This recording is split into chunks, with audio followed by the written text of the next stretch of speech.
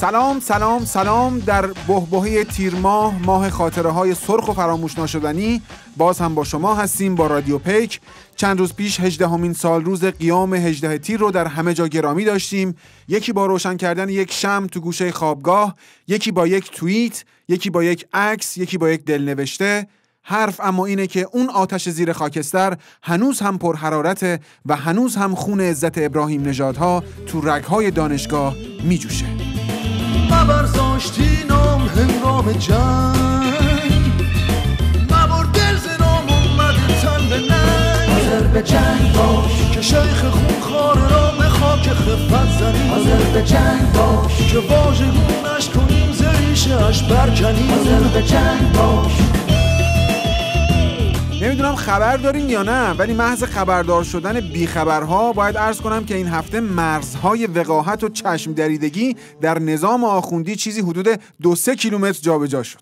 خبر اومد که مسئول رسیدگی به پرونده کهریزک، یکی از همین مفخورای ریشوی بیریشه سپاه، یه مصاحبه‌ای با روزنامه ایران کرده و گفته اون 3 نفری که سال 88 در بازداشتگاه کهریزک شهید نشدن، بلکه در اثر مننژیت و سرماخوردگی فوت کردن.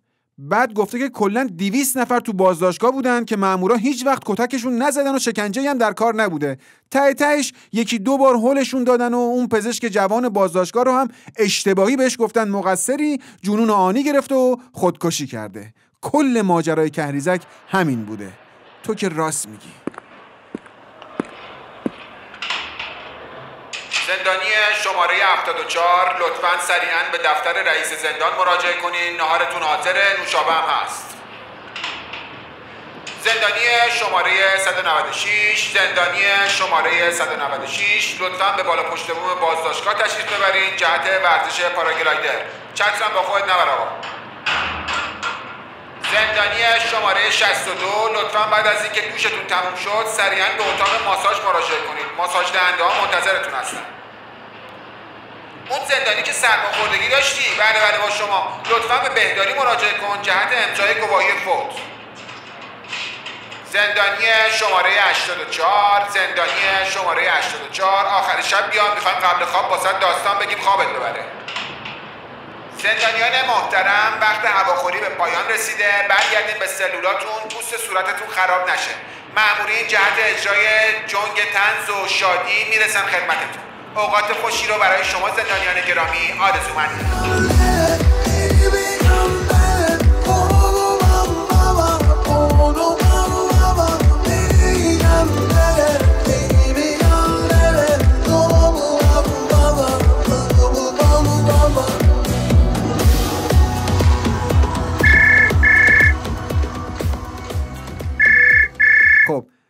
بله، شنونده عزیزی همکنون با رادیو پیک تماس گرفتن. میریم که داشته باشیم صدای ایشون رو. جانم بفرمایید، روی خط هستین، شنوندگان صداتون رو میشنون، بفرمایید. سلام علیکم، شما از ساعت چنده اونجا هستی؟ جان ما که والا از صبح اینجا مشغول ضبطیم. چطور؟ از ساعت 10 9 8 خسته که نیستی؟ نه، ما اتفاقا انرژیمون خیلی هم زیاده. ببخشید شما صداتون خیلی آشناست، میشه خودتون معرفی کنین؟ محمودم. محمود؟ ببخشید به جا نیاوردم، کدوم محمود؟ بنده احمدی نژاد، مخلص آقای رئیس. احمدی نژاد؟ گفتم یه زنگی بزنم یه حالی بپرسم. حالا همتون خوبه؟ آره، ما شما رو که نمیبینیم خیلی خوبیم. حالا چی میخوای بگی؟ زنده باد بهار، زنده باد بهار، زنده... بابا اینو که 100 دفعه گفتی، ته حرفتو بگو. دوباره اومدن حمید بقایی رو کردن تو گونی بردن. آیا مشکل جوونای ما گونیه؟ کی برده؟ قوه قضاییه. مگه درخت‌ها زیر نظر سازمان فضای سبز نیستن؟ واسه چی قوه قضاییه برده؟ نه اون که درخت رحیم مشاییه، الان بقایی رو بردن. خب بردن که بردن، این دعوای شما چه ربطی به رادیو پیک داره آخه؟ شنوندگان عزیز، یادتونه یه ماه پیش یه شماره حساب دادم؟ دارین که؟ خب واسه چی؟ 50 میلیارد وثیقه خواستن. خب به ما چه ربطی به ما داره؟ خب بریزین دیگه، چند نفر یارانه هاتون رو بریزین حله. زنده باد تابستان، زنده باد زمستان، زنده باد بهار. بهار اومد گلا دونه دونه باشو، بهار اومد گلا دونه دونه باشو، بساط خورمی هر جا بپاشو، بساط خورمی هر جا بپاشو، به یاد اون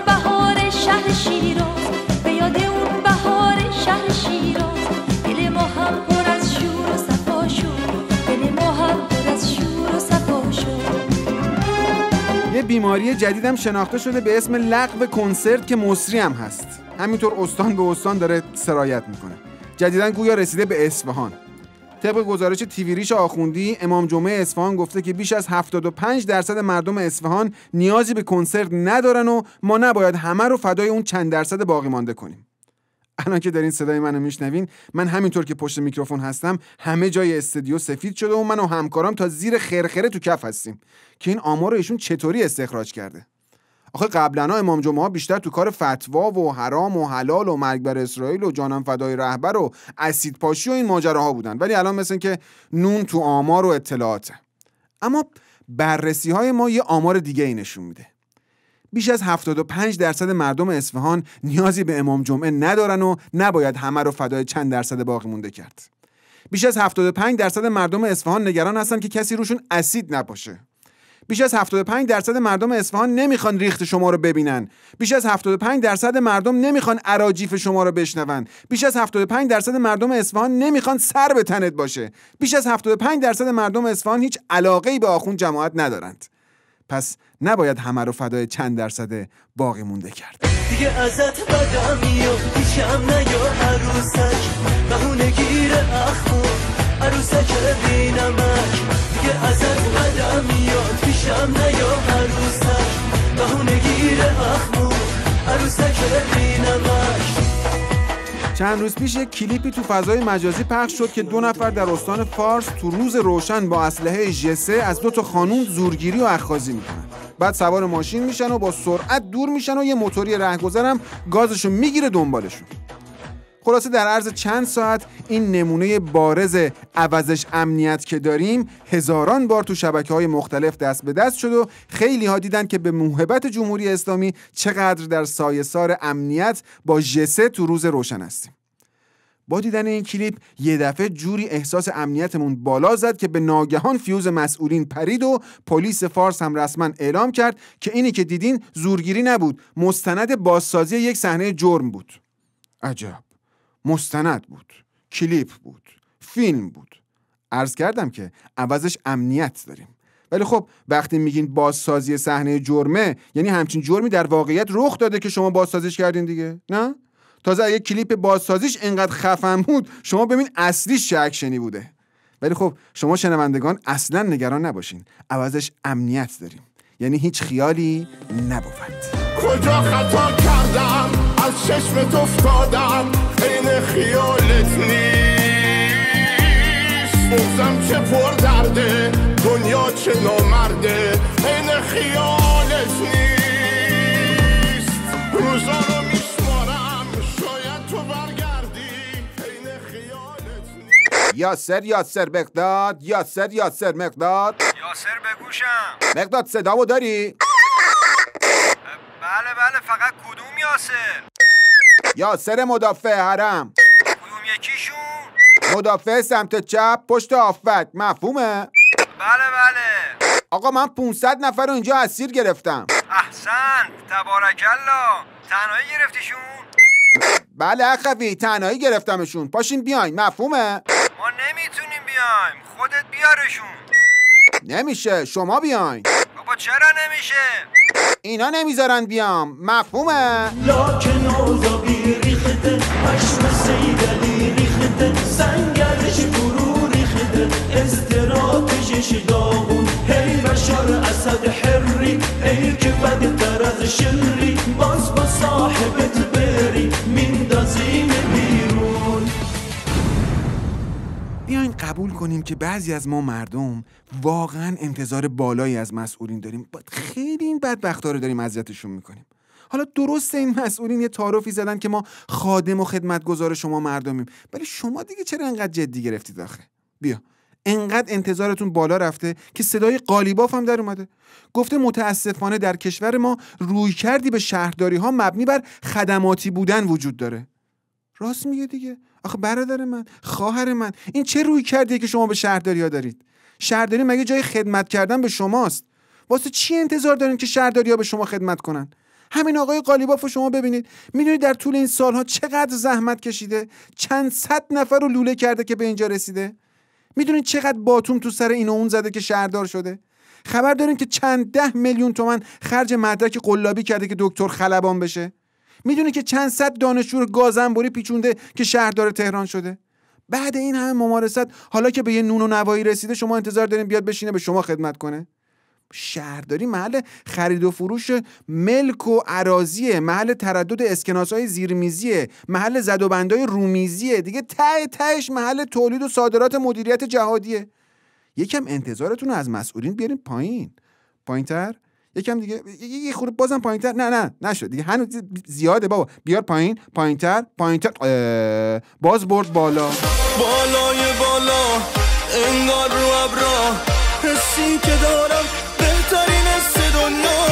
بالای بالا انگار رو ابرا، حسی که دارم بهترین حس دنیا.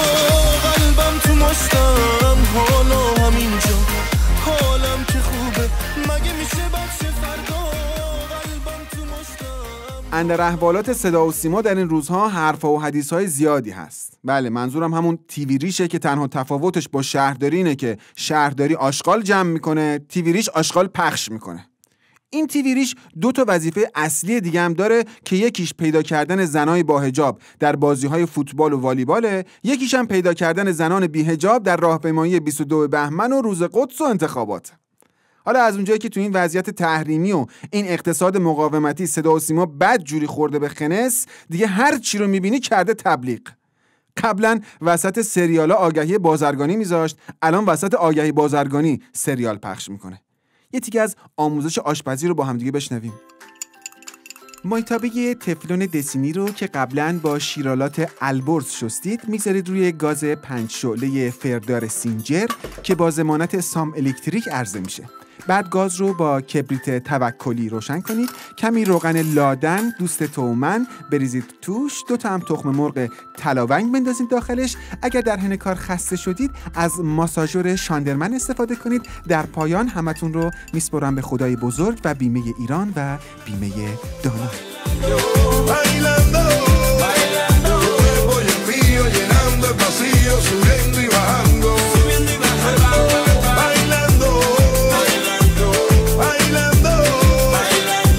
خب، با اطلاعیه سازمان هواشناسی رادیو پیک رو به پایان میبریم. سازمان هواشناسی طبق اطلاعیه اعلام کرد که هوای همدیگر رو داشته باشین، زندگی خیلی کوتاهه، گرد و غبار پیری توی راهه و هوای صاف جوونی در حال عبور. تمام.